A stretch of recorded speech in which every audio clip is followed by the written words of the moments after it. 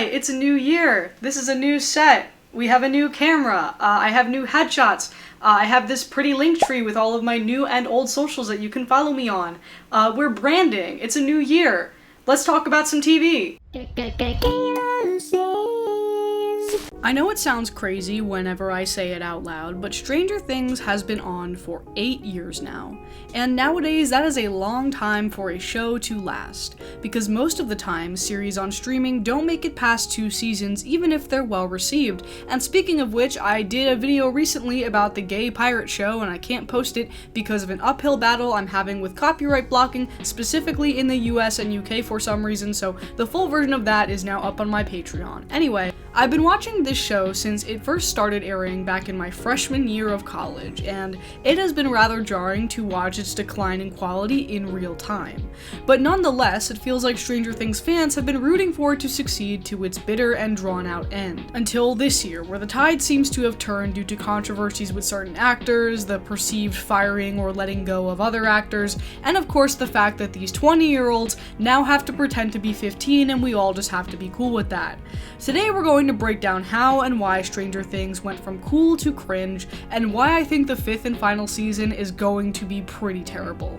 But before we navigate that minefield, I'm going to navigate the battlefield. So maybe you've just gotten yourself a brand new phone for the holidays and you're looking for the best mobile game to play with stellar visuals, loads of powerful champions, challenging PvE bosses, and tactical PvP content. Well, you're in luck because now I get to tell you about a wonderful game and the sponsor of today's video, Raid Shadow Legends. Raid Shadow Legends is a completely free-to-play mobile game with millions of players, over 80 million downloads, and some really amazing graphics, with billions of ways to customize and build your champions. Not only that, but Raid has some really cool, no pun intended, wintry champions for you to select in-game. Some of the ones I play with include Sir Nicholas, who is a powerful HP-based champion, so he's great for battle, and look at him, he's pretty dope. There's also Tormund the Cold, which is a badass name, and Tormund's aura skill increases your entire team's defense by 33%, and that's a lot of percent if you ask me. Here's some footage of me doing some battles, and what I really like about this game is that it's a really nice way to pass the time. The mechanics are really easy to understand whether you're a seasoned gamer or you're new to mobile games. The character design is solid and really fun to look at, and there's just lots of strategy to employ as you learn more about the game. You can also create and join clans, like this clan I created here, which provides a fun social aspect to your gameplay. For new players, you can click the link in the description down below or scan the QR code here to get this starter pack with the epic champion Drake. And once you're in and crushing your enemies, come find me under the name Kayla Says, join my clan, and we'll be legends together. Hey, Brian. Yeah. So, this next section of the video is probably going to include spoilers for Season 1 through Season 4 of Stranger Things. So, what should people do if they haven't seen those seasons and wish to proceed with this video? Wait, do you mean like spoilers how like, dies and, guys and,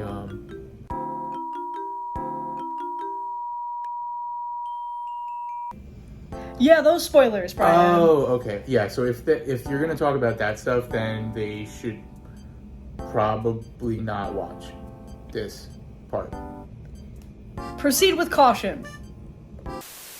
Okay, so as we all know, Stranger Things started out as a self-contained 8-episode sci-fi 80s-inspired series on Netflix. The first season of the show is really solid and it's my personal favorite. I think it's paced super well and it uses all of its time to unravel this mystery without giving too much away. It has great characters, great performances even from the child actors, and a satisfying conclusion. You might also be surprised to know that the Duffer Brothers, who have run the show since season 1, originally intended for it to be an anthology series, so think something like American Horror Story, where there are multiple seasons but it's an entirely new plot with a new cast of characters. But of course the show got insanely popular, and in particular Netflix was really interested in continuing Eleven's story, and so that's why they made the decision to go ahead as a typical series with continuation from season to season. So we were never meant to see this original cast of characters grow up or have consistent arcs and through lines. And in my opinion, that's why many of them have seemed sort of stuck since season 2.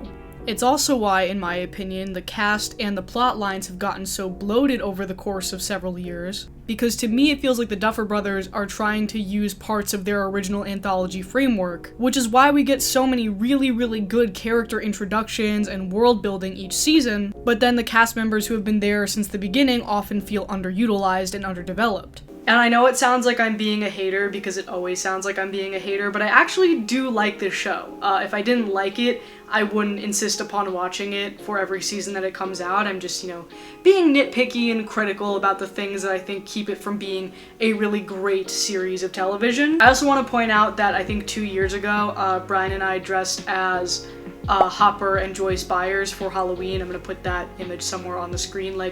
I am a stan, don't get me wrong, or at least I have been up until this point. I just feel like I can see the train falling off the tracks with every new installment of Stranger Things. And because the fans have gotten attached to certain characters, it feels like the show is unable to take any really creative or interesting narrative risks. Because every season, the big character death is usually someone that we met in a couple episodes prior. We know they're never killing off Steve, we know they're never killing off Hopper, and it feels like each individual character decision is calculated not by what's best for the story, but by how many Funko Pops each character has sold. These problems are fairly persistent in both Season 2 and Season 3 for me, and in terms of quality, they feel about the same. They each have high points, they each have low points, and I feel like at the end of both of them, we don't come any closer to any kind of consistent or solid feeling resolution. I will say I love the mall. I thought the 80s mall production design was super cool, but again, that goes into the Duffer Brothers' skill and love of world building, which to me is diminished by the choices that they make with their individual plot lines and characters. Season 4 ends up taking a lot more risks than Season 2 and 3,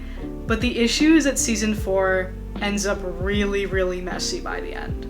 To me, Stranger Things Season 4 feels like the Duffer Brothers got tired of being criticized for not taking risks in Seasons 2 and 3, and for the purposes of this argument, we're excluding whatever the hell this was, and they decided that they were just going to take some of their anthology ideas for this world and cram it into one season, whether it made sense or not. And that is how we were all brought into the world of Vecna and Henry Creel. Vecna is a frustrating character for me because he is really cool. He's clearly based on, the 80s icon Freddy Krueger, and they really nail that with that opening horror movie scene of him and Chrissy. He looks cool, he acts scary, he kills people in a horrific way. It's not something I ever expected to see in this show, but it was a welcome addition in the sense that it was something different. The main issue for me is that they kind of use this background logic to imply that Vecna was the mastermind behind everything, and that he was here this entire time, pulling the strings within the Upside Down, creating the Mind Flayer,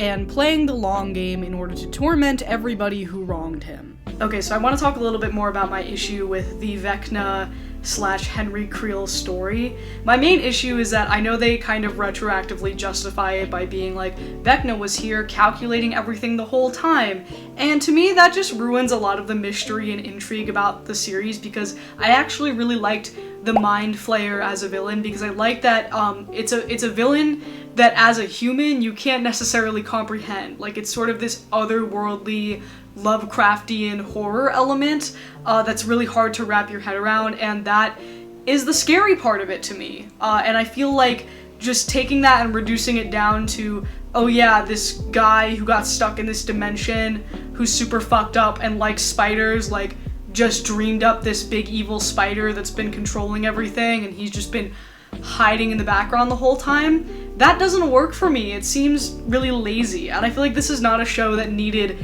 a direct human antagonist. Sure, he had a cool backstory, and I liked that his backstory seemed fleshed out and well written. I liked all of the Henry Creel stuff. I just didn't like that they made him sort of a Palpatine-esque mastermind. Somehow Palpatine has returned. Do you like my Star Wars reference? I did. You did? Yeah. We're not big fans of what episode is it? Episode 9, The Rise of Skywalker. We're not really big fans of Episode 9, The Rise of Skywalker in this house, if you could even call it a movie. Can you call it a movie? They fly now? They fly now! Additionally, there's a couple other little things that make this season of Stranger Things more sloppy than the others. In particular, I'm thinking of the everyone ignored Will Byers' birthday Easter egg. Jonathan Byers basically isn't a character anymore, Mike kinda isn't a character anymore, and everyone got really weird about Eddie Munson, which I've gone over in the past. But I have this sneaking suspicion that at this point the Duffers have nothing to lose, and so they're probably going to bring back Eddie for fan service, and I hope that is not the case, but at this point, you never know with this goddamn show. I think it's safe to say that the end of season 4 definitely left some fans of the show polarized, because it's the kind of thing, and this goes for a lot of Stranger Things seasons, you're having fun while you're watching it and you're entertained, and I get that is ultimately the goal of the showrunners. But then after you're out of it, the episodes are done, you step back, you think about it for a second and you're like, I really dislike some of the choices that they made. Season 4 came out in the summer of 2022, and we're probably not going to get season 5 until 2025. And so in that space of time without Stranger Things, I think it's caused people to not only reflect on the show itself, but also the show's business practices and what it has become for Netflix as a whole. Not to mention, as I alluded to in the beginning of this video, Stranger Things has had its fair share of controversies during this production cycle. So the first point I want to bring up here is that I think the conversation surrounding the writer's strike over the spring and summer sort of inadvertently diverted a lot of attention and spotlight onto Netflix and onto what Netflix has been doing with big properties like Stranger Things. And it made Stranger Things seem like the villain in a lot of ways when it comes to what we all collectively dislike about the streaming era. So for example, when we were all discussing, what goes into an equitable writer's room and what goes into producing an entire season of TV and how streaming changed that, there was a big conversation around like when it used to be just cable in terms of TV production. Companies used to be able to flip around 22 episode series within the context of a year, whereas now, and Stranger Things is a big kind of guilty party of this, it takes 2 to 3 to 4 years to put out one fully finished 8-episode season, which is kind of insane, especially when you're working with these actors who started out as children and you see them kind of like growing over time to the point where you get to season 5 and they look like full-grown adults and it looks ridiculous. And of course they're trying to offset that with a lot of the de-aging technology that they use, but there was another controversy about that with AI as well, because that was a big topic of conversation during the writer's strike, and people were criticizing the Stranger Things producers for, the possibility of having to use AI to de-age the kids. Eventually a producer did come out, or a director, somebody who works in the production, said that they were going to try to de-age the kids mostly with costuming and makeup and less with like AI and CGI technology, as to not like rock the boat in terms of like the new SAG-AFTRA AI agreements, but I don't know how they're gonna do that entirely with costuming and makeup. I mean, just look at Will Byers' haircut that they did in season 4. It didn't look very convincing, especially when you compare him to what he looked like in the first season. Additionally, there's been a lot of discussion around streamers preemptively canceling seasons of shows before they find their footing and grow their audience, which is becoming a more common occurrence. And that never happened with Stranger Things, but people are kind of pointing to it now as a scapegoat, being like, we're gonna get, X amount of seasons of Stranger Things, but we're not gonna even get a season 2 of this really good show that like just is taking some time to grow and find its own footing and find its own voice. And I feel like maybe a little bit of that criticism is unfair because Stranger Things was so popular from the get-go, but it's also at this point like you can see the quality of Stranger Things declining from season to season because of all of these technological and logistical and storyline challenges that they have to deal with, and you can see why it's getting a little bit frustrating that so much of Netflix's energy and attention is getting focused and dumped into that, whereas there are other episodes of shows that have just sort of like fallen by the wayside. If you're unfamiliar, there are people who are going so far as to suggest a boycott for Stranger Things when it does come out for season 5, due to the behavior of 2 of its stars, Noah Schnapp, who plays Will Byers, and Brett Gelman, who plays Murray. Since October, both actors have spoken out about being pro-Israel, with Noah Schnapp going as far as to proclaim himself to be a self-described Zionist, being seen posing with stickers that say Zionism is sexy. I should not have to explain why that is controversial to some folks, but the controversy has put pressure on the showrunners to remove Schnapp and Gelman from the project altogether, especially after the actor Eduardo Franco, who plays Argyle, revealing that he was not called back to portray the role again in this upcoming season. So the argument there being like, why are you keeping two Zionists on the cast when you are not bringing back one of the few POC members on this show? I've said this before when we've talked about these kinds of things, especially in Hollywood, now that these movements have been going on for quite some time. Whether or not you care about any of this in relation to the entertainment you watch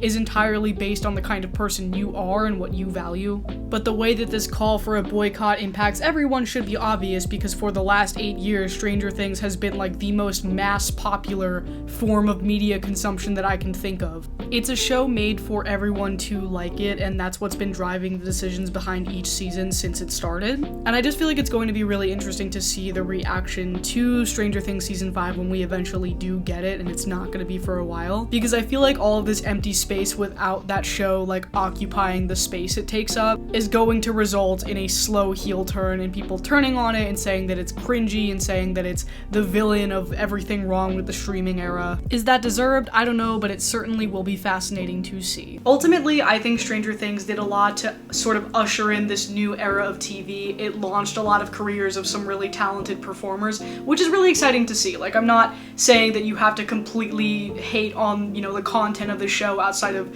the boycott currently going on, which is a whole different thing, but I am thinking that it's going to be interesting when season 5 finally comes out to see if everyone is universally as on board as they have been for the last 8 years, because it kind of seems like people are getting tired of Netflix's shit and the Duffer Brothers shit, and I don't know if that's going to like culminate into one like hate train of the 5th and final season, because it just seems like all of these existential circumstances has turned Stranger Things into something to root against rather than to root for. But that's all for me today, you guys. Let me know what you would like to see or not see in Stranger Things Season 5. Is there an idea that you like from previous seasons that you hope they run with? Is there something that they did in previous seasons that you hope they never pick up again? Let me know in the comments down below. Thanks so much. I hope you guys are enjoying the new set. We will be back again next week for the next episode of How the Internet Fell Out of Love. It's gonna be a good one. I'll see you next time. Bye! Also, I have a brand new Q&A up on my second channel, Kayla Says More, where I'm answering some questions from Patreon, Twitter, YouTube, and I'm on this beautiful brand new set once again. So go head over there after this. Bye!